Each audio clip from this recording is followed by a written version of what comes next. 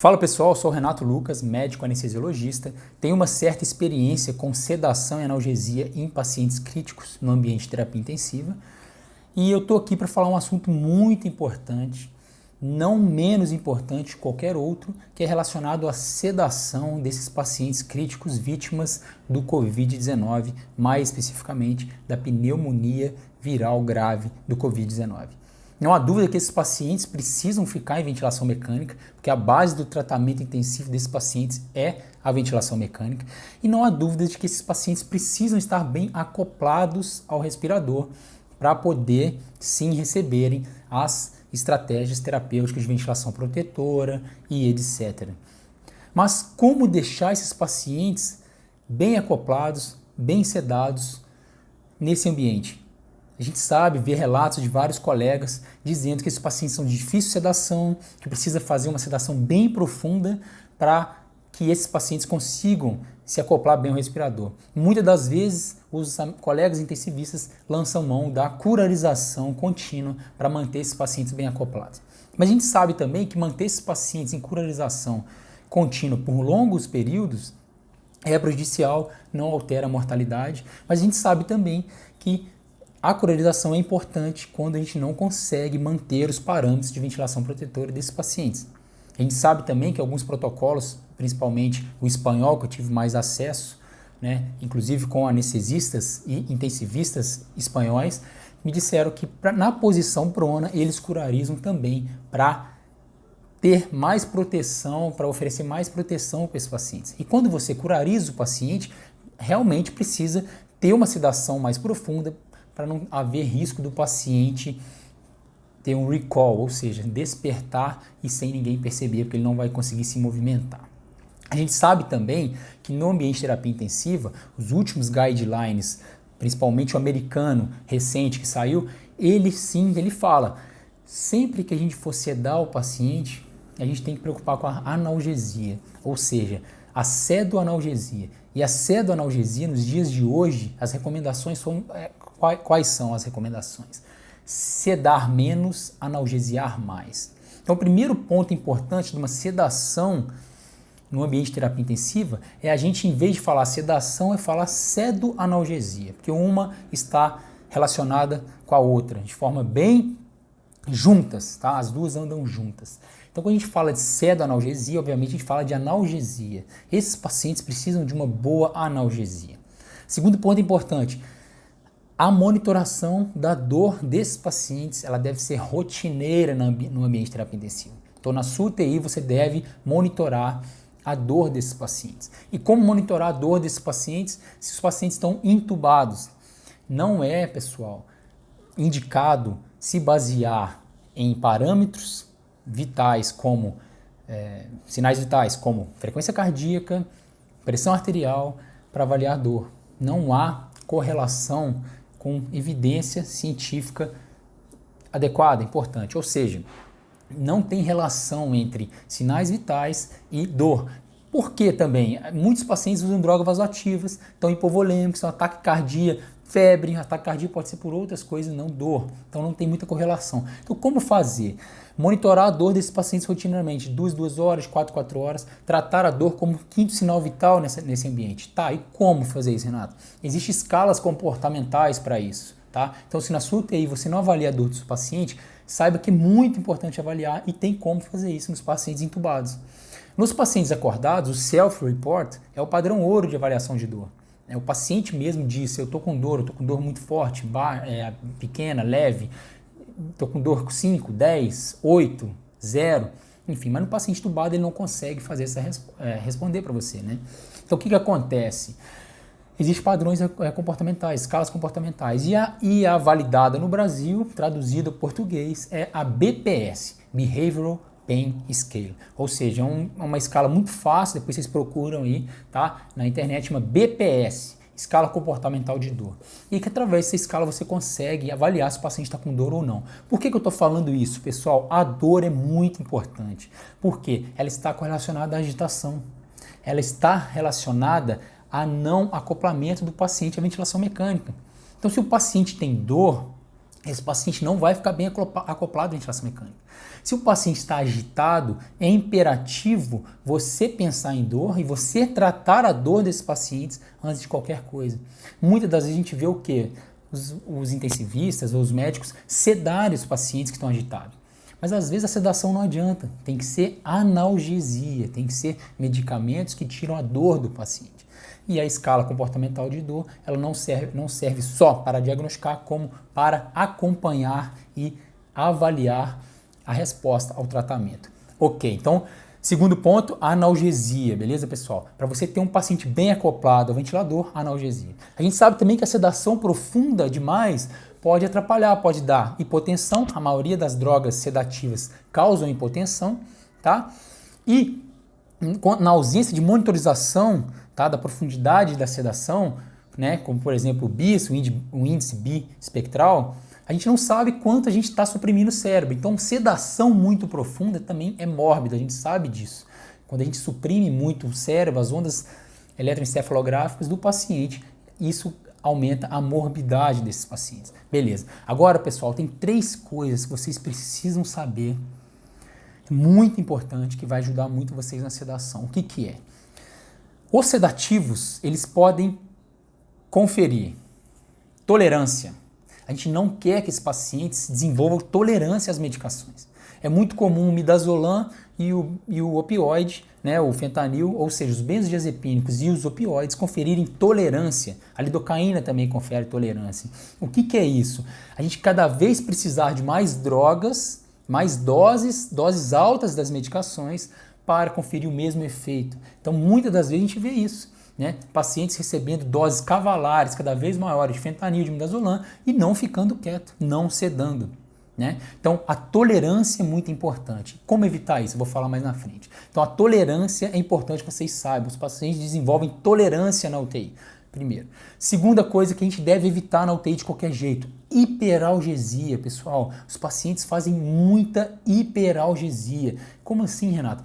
Quais as medicações que aumentam muito o risco de hiperalgesia nos pacientes? Opioide, principalmente o fentanil, que é o mais usado no ambiente de terapia intensiva. Como prevenir a hiperalgesia? Usando menos opioide, os guidelines também recomendam isso, usar o menos opioide possível. Como? Fazer terapia multimodal analgésica. Então, utilizar várias classes de medicações analgésicas possíveis com diferentes mecanismos de ação para diminuir a dose de todas elas, principalmente dos opioides. Além dos efeitos colaterais, como constipação intestinal, que a gente sabe, os pacientes também desenvolvem hiperalgesia induzida por opioides. E a hiperalgesia é aquela agitação, aquele paciente está agitado, o pessoal fica sedando, insistindo na sedação e o paciente não consegue ficar quieto, acoplado bem ao ventilador. E aí o que faz? Curariza. E na hora que curariza um paciente desse, esse paciente está aí com hiperalgesia. O curare e o sedativo, propofol, midazolam, não tiram a dor desses pacientes. E aí o paciente fica taquicárdico, 130 de frequência, com uma resposta inflamatória já pulmonar, sistêmica, e ainda mais tendo dor. Nenhum paciente, nenhum coração consegue ficar batendo a 130 com citocina inflamatória pra caramba, com uma resposta adrenérgica absurda por muitos dias. Porque a gente sabe que esses pacientes vão ficar aí 15, 20, 25 dias entubados. Então a gente sabe também que o desfecho lá na frente desses pacientes pode ser também disfunção miocárdica. Muitas das vezes, por quê? Pelo excesso de catecolamina circulante, por dor, né? Principalmente, e resposta inflamatória exacerbada. E a gente sabe que depois de um determinado momento, os pacientes não produzem mais catecolamina endógena. Há um esgotamento da catecolamina endógena desses pacientes. Aí os pacientes começam a fazer o quê? Hipotensão. E o que eles estão fazendo já? Tolerância, ou seja, então a gente precisa de doses cada vez maiores, que dão mais efeitos colaterais, que estão fazendo hiperalgesia. Aí todo mundo aprofunda a sedação desses pacientes. Aí faz o quê? Hipotensão, má perfusão periférica. E aí hipotensão causa também má perfusão de órgãos-alvos, como o coração, que já está sofrendo com descarga adrenérgica por vários dias, por conta, um dos motivos, dor. Então, há uma cascata inflamatória, um ciclo vicioso, no qual a infusão contínua de certas medicações causam tolerância e hiperalgesia. E qual que é a terceira coisa que a gente deve evitar, além da tolerância e hiperalgesia? A dependência. Benzodiazepínicos e opioides, principalmente, induzem o quê? Dependência. Então, esses pacientes vão ficando dependentes, adquirindo dependência, química dessas medicações. E aí o que acontece lá na frente? Síndrome de abstinência, quando você o quê? Faz o desmame da sedação, quando você desliga abruptamente o benzodiazepínico ou o opioide. Aí o paciente faz síndrome de abstinência. Aí aquela agitação que o paciente faz é delírio? Pode até ser delírio, mas é um delírio induzido pela síndrome de abstinência. Uma agitação pode ser uma síndrome de abstinência, pura e simplesmente dita, tá? Ou a dor que esses pacientes podem continuar tendo com a hiperalgesia e que gera agitação, que pode desenvolver delírio. Então é um ciclo vicioso também, tá? Então o que a gente faz para evitar isso tudo, pessoal? Para fazer uma boa sedação para esses pacientes? A minha dica é a seguinte: rotatividade sedativa. Rotatividade na sedação, tá? Então a minha ideia, a minha dica, o que eu faria nos meus pacientes com Covid-19, o que eu ando fazendo e junto com os médicos intensivistas no Hospital das Clínicas aí de Ribeirão Preto, nas UTIs adulto, é o quê? Terapia multimodal e rotação das medicações sedativas, tá? E outra coisa, obviamente, avaliação de dor periódica desses pacientes e avaliação se há hiperalgesia, tá? E tolerância. Então o que a gente faz para evitar a tolerância? Evitar drogas com altas doses de medicações, né, sedativas e por longo período. Então, você quer começar com midazolam e fentanil? Pode começar, mas use por 2 dias. Tá? Assim que chega em 48 horas, começa a diminuir a dose dessas medicações e entra com outro sedativo, rotatividade, ou seja, troca o fentanil por sulfentanil. Tá? Rotatividade de opioide, beleza. Pode usar metadona? Pode, mas nos casos de Covid-19, não recomendo muito metadona. Por quê? Porque ele pode prolongar o intervalo QT, assim como os antivirais e a cloroquina, a hidroxicloroquina, que é utilizado no tratamento desses pacientes. Então, toma cuidado, usa dose baixa de metadona se for usar. Ok. Então, rotatividade de opioide, aí você vai diminuindo o midazolam, tá?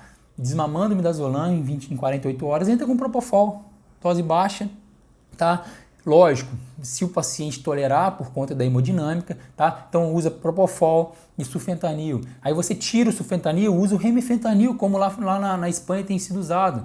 Propofol, aí tira o propofol com 48 horas, entra com dexmedetomidina, se a hemodinâmica permitir, dexmedetomidina e sulfentanil. Você vai diminuindo o sulfentanil, você entra com ketamina e lidocaína. 2 excelentes drogas. A lidocaína tem trabalhos mostrando até que diminui constipação intestinal, melhora motilidade gastrointestinal, diminui ilho paralítico, tá?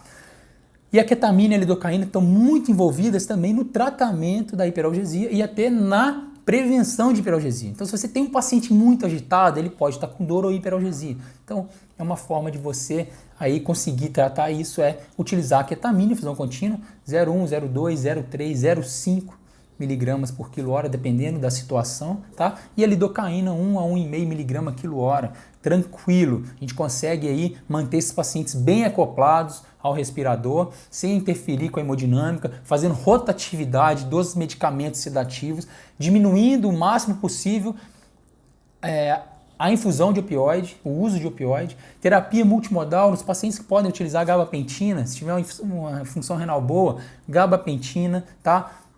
Pode ser utilizado paracetamol via sonda, pode utilizar, né, a dipirona, lógico, monitorização de febre, então você tira a dipirona, tá? Entra com gabapentina, amitriptilina, tá? São medicações em doses baixas, não vão ter maiores problemas. A terapia multimodal é muito importante e a terapia multimodal sedativa também. Pode utilizar aí não só dupla terapia, mas tripla terapia para sedação, terapia quádrupla. Você pode utilizar ketamina, lidocaína, propofol, por exemplo, e um sulfentanil, infusão contínua baixinho. Lembrando sempre de fazer a rotação de opioide, tá? Se quiser utilizar metadona, também pode, comprimidinho, macerado via sonda nasointeral. Beleza, pessoal? Então essa é a minha dica para vocês. Prestem atenção na tolerância, na hiperalgesia e na dependência. Monitore a dor desses pacientes de 2 horas, de 4 horas, com escala comportamental de dor e não através de parâmetros hemodinâmicos.